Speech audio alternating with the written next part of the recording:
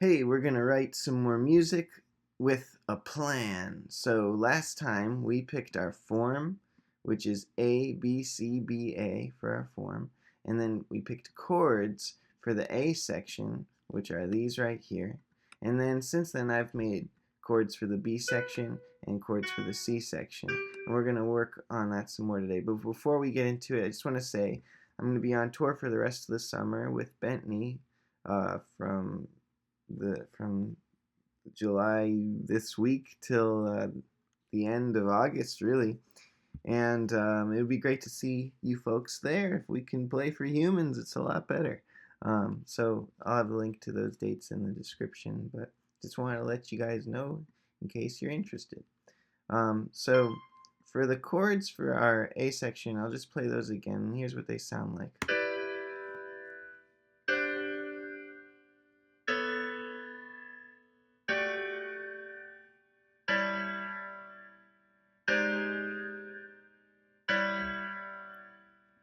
So that's pretty nice. Very expansive, epic kind of progression, I think. And then for our B section, I have these chords.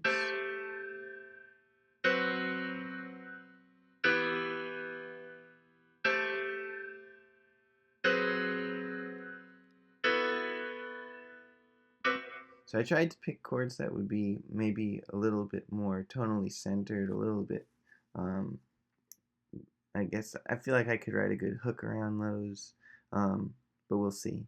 And then keep in mind for our form that there are two A sections, one at the beginning, one at the end, and then two B sections right in the middle. And this B section, it's all of these sections have to be really memorable, I think, for it to be great. But the A section needs to be so memorable that the first time you hear it, you'll recognize it when it comes back. And then the B section, I feel like, needs to carry a lot of momentum as to move things forward, so that when you get to the C section, you're all amped up and ready for this madness.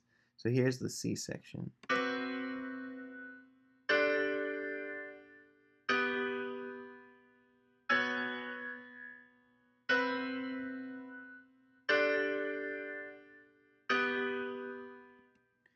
And I wanted this chord progression to really resolve nicely back into the B section again. So if you listen to the last two chords here, and the first chord here, they go together pretty nicely, but they don't sound so resolved that the song is just done there. So there's I think, a good bit of momentum through these progressions. They always end on a cliffhanger, which is going to be useful. And then I feel like they're resolved in a way that still has enough tension in it when you go from your A section to your B section, when you go from your B section to your C section, and when you go to your C section back to your B section. And then when you go to your B section here, back to your A section again, we have, so these chords, I think, go well together too. So I just wanted to make sure that the connectivity was there in the harmony, that we'd have a nice connected A, B, C, B, A form built into our chords, setting ourselves up for success. And so now we're going to talk a bit about coming up with a melody. So one thing that I'm hearing is in our B section, I want this third chord to last two measures. So I'm going to just insert that now. Yes, add measures. I'm going to insert one measure. Yeah, so that this third chord will last twice as long.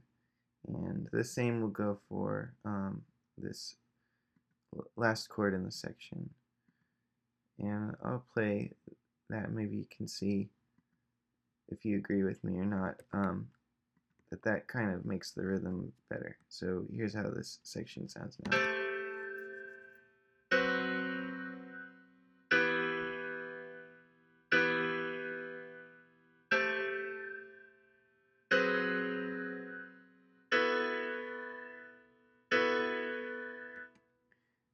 It just feels right to me. It's kind of a normal thing to do, just like keeping things even. What is this, eight bars in the section? That's pretty standard. And that's where I'm at right now. That's what I'm feeling, keeping it simple. So now let's put some melody on this. So I'm going to add an instrument that has a really different timbre from this piano sound here. This might not be an instrument we actually use in the piece, but I just want to have a nice distinction between whatever melody we end up with and the sound of the chords. So I'm going to add a flute. And the flute will be playing a melody over the chords. So I'm just going to keep my brain organized and put the flute staff up on top, and we got the chords on the bottom. So now I'm going to get quiet for a second, because coming up with melodies to me is very much so like coming from the part of my brain that sings. So I'm going to listen. I'm going to be listening very carefully to these chords and imagining and singing a bit, imagining and singing this melody. So let's see what we get. I have no idea, but let's find out.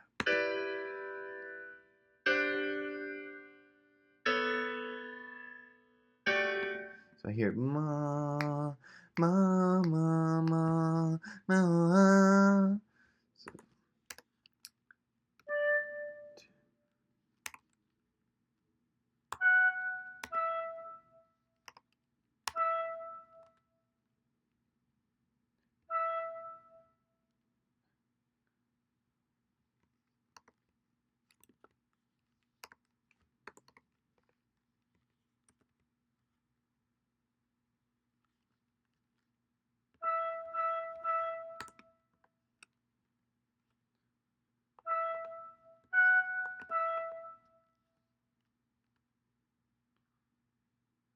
oops. Alright, so I have to make these all twice as long, but this is the idea. Now this has to be a whole note, so I'm going to copy this to here just so I don't forget it. But yeah, we've got to make this a whole note, and then half note,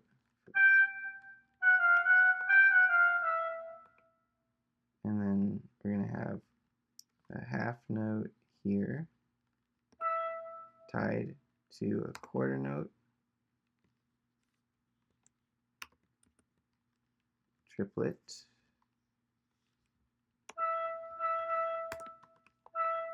and now we've got G,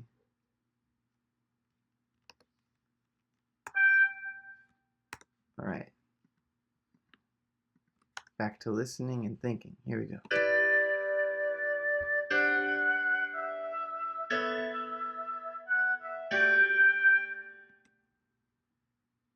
Na, na, na, na.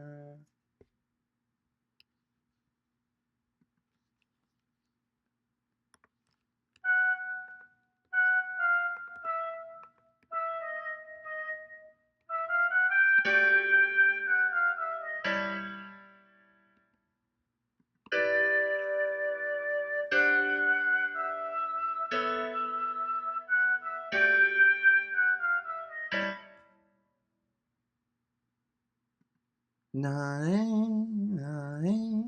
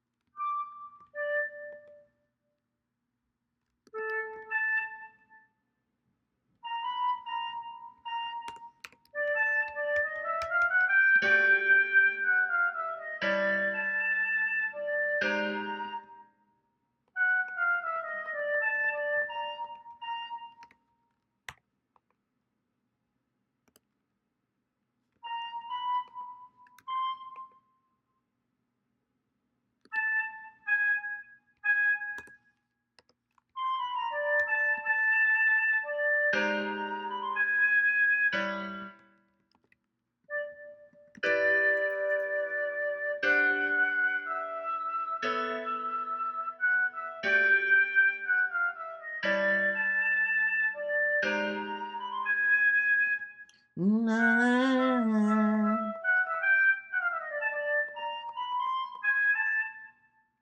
That's kind of, what is that going to be?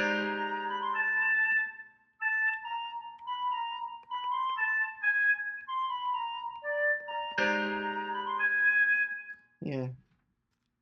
It'd be too spicy if I did an A natural. I was thinking that for a second, but too spicy for me.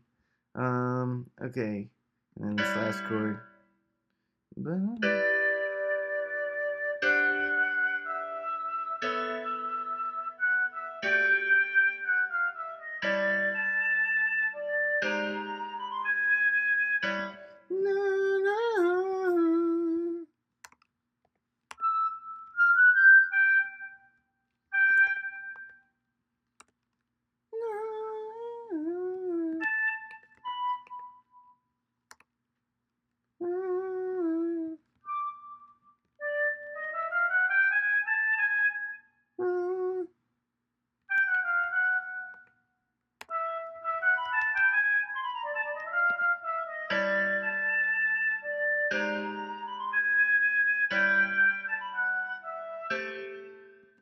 Cool.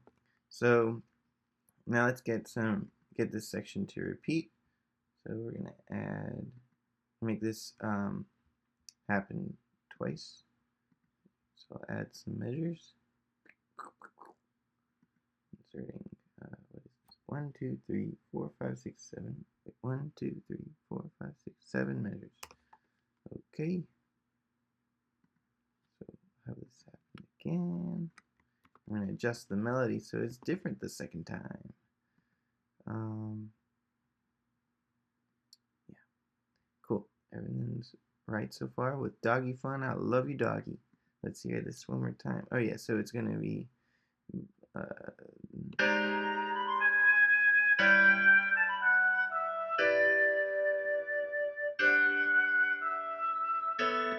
let's hear it from the top.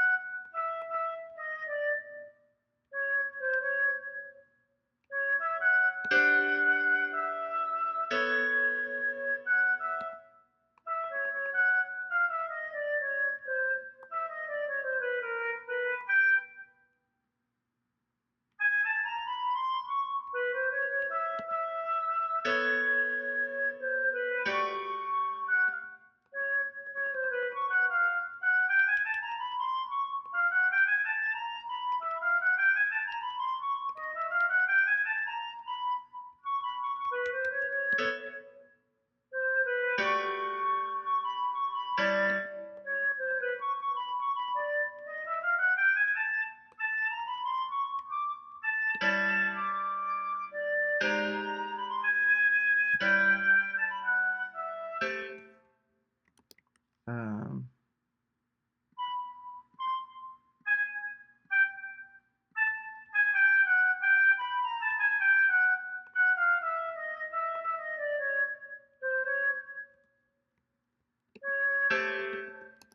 Cool. So this melody right now is maybe problematic because it goes so high that it might end up being like a climactic point in the song, which we don't necessarily want in the first A section. So one solution might be later to drop some stuff down an octave so that we don't hit the top of our range pre-climax. Because if you look back at our form, we did want the A to be loud. But we wanted the last A to be quiet. Ooh. So maybe this is supposed to be really big, and just that means that this last B is going to just have to be that much bigger. We'll cross that bridge when we get to it. So now we've got what I think has potential with this melody, depending on how it's arranged. And now we're entering our B section. We got our C section.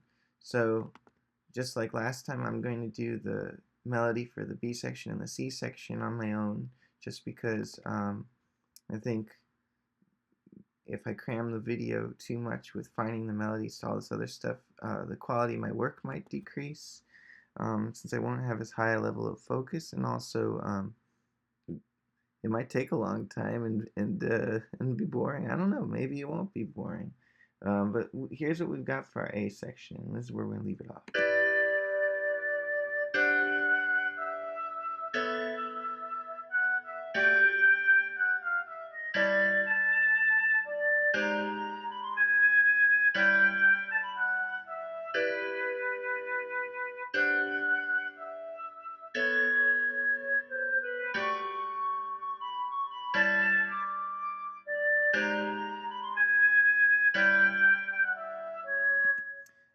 So the rhythm, obviously, between both repeats of the melody is the same, and that really is a lot of what's holding it together.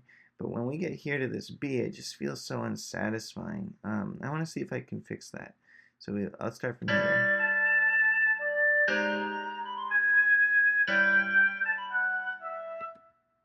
What if it was na na na?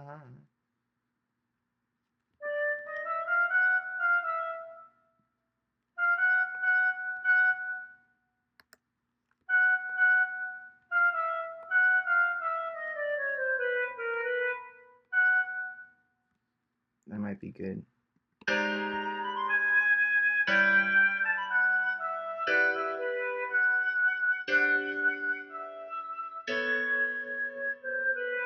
Cool. Now, before I start working on the melody for the B section, I do want to say this is a very blocky melody here. Every phrase starts on beat 1 of each measure pretty much. And so one thing I want to remember to do is see if I can make my B section more flowy, just because contrast often leads to good music. And at this point in the piece, in the writing process here, I'm like, my world is starting to get smaller. In other words, when I started out this piece, it was infinite possibility. I just had blank space. And then I put in the chords, and suddenly, okay, I have these chords that I need to work a melody against. And so I can't just do any infinite number of melodies. They have to be melodies that I feel work well with these chords. And now that I have this melody, now I have to say, well, what's my next melody going to be, and how is that going to relate? And suddenly, what started as infinite options is now becoming more and more limited. And this is a great thing, because there's a fear of the blank canvas that we all feel. It's like, how do you get started? And when you take really casual steps with your starting and just kind of, mess around and experiment and be free, you'll start to see the rules of the piece form. You'll start to see what this character is. It's almost like you don't even write the piece. It just kind of unveils itself to you. So I want to make sure in this B section that I have a flowing melody, simply because I think that will be good. When I actually start doing it, it might not be good.